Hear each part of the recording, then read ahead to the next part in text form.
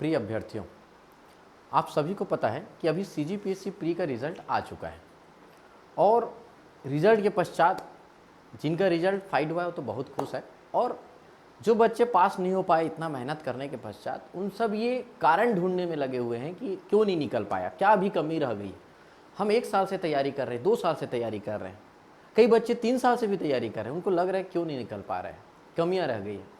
बहुत से छात्र अभी पिछले 2 दिन में जब से रिजल्ट आया लगातार मेरे से मिलने आ रहे हैं, हमारे संस्था के अन्य टीचरों से मिल रहे हैं और यही कारण ढूंढ रहे हैं, सर अब क्या करें, क्या उम्मीद है, क्या कर सकते हैं, क्यों नहीं निकल पा रहे हैं। तो मेरे को ऐसा लगा कि मेरे को कुछ चीज़ें आपके साथ शेयर करनी चाहिए। और इस बीच ना मेरे को एक कहानी याद आया जो मैं पढ़ा हुआ था, एडम स्मिथ की एक कहानी है, उनके बारे में मैं पढ़ा, सॉरी रीथन स्मिथ की एक कहानी है, उनके बारे में मैं पढ़ा हुआ था। तो वो भी 1938 की बात है। ये रीथन स्मिथ मैनेजमेंट के टीचर है, बहुत अच्छे प्रोफेसर हैं वो, लेकिन वो सिविल सर्विसेज की ब्रिटेन में तैयारी करवाते थे और बच्चों का क्लास लेते थे। उस समय सिविल सर्विसेज बहुत बड़ी बात होती थी, उस समय पहुंच पाना, ऐसा करके क्लास लेते थे। रिजल्ट आया था, बच्चे रीथन स्मिथ से मिलने आए थे जो तैयारी कर रहे थे उस समय ब्रिटेन में। बच्चे बैठे वहां पे और सबसे पहला क्वेश्चन रीथन स्मिथ जो सर थे उनसे पहला ही क्वेश्चन यही था कि सर हम पास क्यों नहीं हो पा रहे हैं, क्या कारण है, आपसे ही पढ़े हैं, पास नहीं हो पा रहे और क्या कर सकते हैं हम लोग, क्या है इनका उपाय। बहुत अच्छी कहानी है दोस्त, ध्यान से सुनिएगा, शायद तक आपको बहुत कुछ सिखा जाए ये कहानी। तो रीथन स्मिथ ने सोचा इनको जितना भी मोटिवेशनल स्पीच दूं, मेरे को लगता है इनको एक लाइफ कुछ चीजें दिखानी होंगी तो ज्यादा अच्छा समझ में। रीथन स्मिथ ने क्या किया, उन्होंने एक बीकर मंगाया, एक जार मंगवाया और जार को मंगवाया और एक बच्चे को भेज के पत्थर के टुकड़े मंगवाए, पत्थर के टुकड़े मंगवाए और सामने खड़े थे, बढ़िया चाय पी रहे थे। रीथन स्मिथ बहुत आराम से चाय पी रहे थे, बच्चे बोल रहे थे क्या मिलेगा आंसर, क्या मिलेगा आंसर, कैसा है उपाय, कब देंगे सर हमको कुछ उपाय करके। तो रीथन स्मिथ ने क्या किया, उस जार को पकड़ा और उस जार में उस पत्थर के टुकड़े को डालना शुरू कर दिए। तब तक डाला जब तक वो जार भर ना गया, ऊपर तक जब तक नहीं आ गया वो डालते रहे।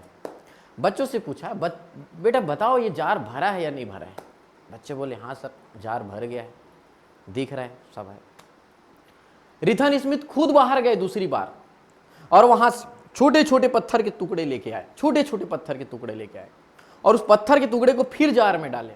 वो जार में फिर गया और जहां छोटा मोटा होल बचा था बड़े बड़े पत्थर के टुकड़ों के बीच में, वो होल में चले गया, वो छोटे छोटे टुकड़े चले गए। वैसी किए, वो बहुत सारा टुकड़ा डाल दिया। अब बोले बच्चों से, बेटा बताओ अब जार भरा या नहीं भरा है। बच्चे बोले सर अब भर गया है, अब भर गया।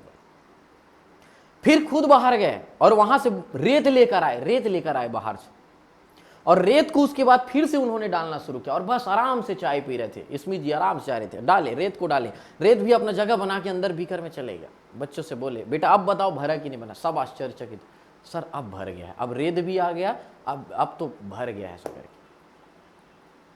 रीथन स्मिथ बच्चों को यही चीज बताना चाह रहे थे। आपको लगता है कि आप पहली बार जब तैयारी करते हैं, ऊपरी ज्ञान हम ले लेते हैं, जब पूरे सब्जेक्ट का ओवरव्यू ले लेते हैं तो हमको लगता है हम तो सब सब्जेक्ट जानने लग गए हैं, हम ज्ञाता बन गए हैं, एक बार ऑब्जेक्टिव सॉल्व कर लिया मतलब सब जानते हैं, अब क्यों नहीं लगा हमारा। लेकिन मैं आपको बता दूं, अगर आप कितना भी आप उस समय पढ़ लेते हो, हमारे पास ज्ञान की कमी रहती है, उस बीच में और छोटे छोटे ज्ञान जा सकते हैं, जो डीप स्टडी वो किया जा सकता है, किसी बारे में डिटेल जाना जा सकता है, जिस प्रकार बड़े बड़े पत्थरों के बीच में छोटे छोटे पत्थर चले गए। इसीलिए बच्चे को हमेशा जब हम एक बार क्लास कर लेते हैं, एक बार टेस्ट सीरीज अटेंड कर लेते हैं, पुस्तकें पढ़ लेते हैं, और पढ़ो, दोबारा पढ़ो, आपको और ज्ञान मिलेगा। ऊपरी ज्ञान लेकर हमको ओवर कॉन्फिडेंस में नहीं आना है। और उसके बाद भी जब आप दोबारा पढ़ते हो, उसी लय से आप तैयारी करते हो, वैसे दृढ़ निश्चय से प्रारंभ करते हो, उसके बाद भी दूसरे साल के बाद भी बेटा कुछ ना कुछ ज्ञान आपके लिए बच सकता है। जब आप देखें उदाहरण में कि किस प्रकार छोटे छोटे रेत के कण उसके अंदर और चले गए, ज्ञान कमी ही रह जाती। तो उनको यही बताया गया बच्चों को कि आपको लगता है कि आप ज्ञानी बन चुके हैं, आप ले चुके हैं, सब जानते हैं आप, लेकिन आप नहीं जानते। पीएससी वालों, सीजीपीएससी वाले तक पहुंचने के लिए वो क्या पूछेगा, जानने के लिए हमको कई बार पढ़ना पड़ेगा, 2 बार पढ़ना पड़ेगा, 3 बार पढ़ना पड़ेगा, एक ही टीचर से 4 बार सुनना पड़ेगा, कहानी सुनना पड़ेगा।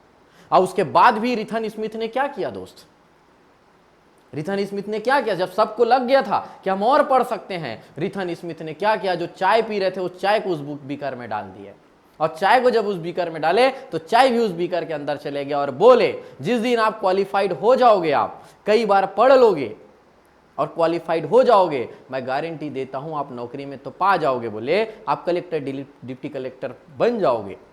उसके पश्चात भी आपके पास कुछ ना कुछ ज्ञान बच जाएगा, आपके अंदर ज्ञान की कमी रहेगी और लगेगा एक छोटे से टॉपिक के बारे में आपको और कुछ जानने की जरूरत पड़ेगी। क्यों? क्योंकि आप देखिए वो बीकर भरने के बाद भी उसमें चाय अंदर चलेगा। तो मैं भी आप लोगों को यही चीज़ समझाना चाह रहा हूँ, जो भी छात्र मेरे से मिलने आए या जो नहीं मिलने आए, जिनको लग रहा है कि हमारे एग्ज़ाम क्यों क्लियर नहीं हो रहा है, कहीं ना कहीं हम अभी भी पढ़ाई में कमी कर रहे हैं। क्लियर है?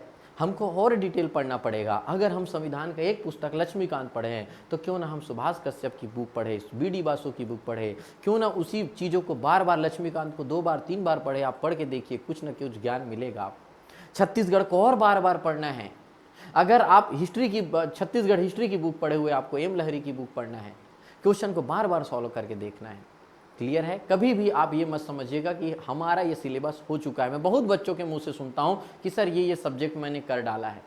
अगर आपने कर डाला है तो आपके एग्जाम क्रैक क्यों नहीं हो रहा है? नहीं हुआ है। आपका हुआ है या नहीं हुआ है वो सीजीपीएससी वाले बता देंगे आपको, लोक सेवा आयोग आपको बता देगा कि आपका सिलेबस कंप्लीट हुआ है या नहीं हुआ है। यदि आपका सिलेबस कंप्लीट हुआ है, इसका मतलब यह है कि आप क्वालिफाइड कर सकते हो, प्री भी क्वालिफाइड कर सकते हो, मेंस भी क्वालिफाइड कर सकते हो। क्लियर है दोस्त? तो कहीं ना कहीं इसका एक ही कारण है, कहीं ना कहीं हमारे पढ़ने में अभी कमी है, हम अभी पूरा नहीं पढ़े हैं, हमको और पढ़ने की जरूरत है। तो बस मेरा आप सभी को यही संदेश है। जो भी छात्र अभी प्री निकाले हैं, बहुत अच्छी है, उनके साथ मेरी शुभकामनाएं हैं। आप आगे बढ़ते रहिए, पढ़ते रहिए। मेंस के भी आप उसी अच्छे से मेहनत के साथ आप पढ़ते रहिए, जरूर वो भी निकलेगा। और जो बच्चे नहीं निकले हैं वो नर्वस ना हो, वो फिर से पढ़ाई शुरू करें और एक ही लाइन सोचे कि हमने पढ़ाई में कमी की है, कहीं ना कहीं पिछले साल से और अधिक पढ़ना पड़ेगा, ज़्यादा बुक्स पढ़ने पड़ेंगे, ज़्यादा क्वेश्चन सॉल्व करना पड़ेगा। क्लियर है दोस्त? तो बिल्कुल मैं उम्मीद करूँगा मेरी जो 2 बातें हैं वो आपको समझ में आई होगी। मैं बस आपको थोड़ा सा मोटिवेट करने का कोशिश किया हूँ। क्लियर है? मिलते हैं कभी और समय मिलेगा तो इस प्रकार के किसी और सेशन के साथ। क्लियर है दोस्त? ओके, फिर आप लोग भी दोबारा प्रैक्टिस करते रहिए, पढ़ते रहिए। Okay, thank you.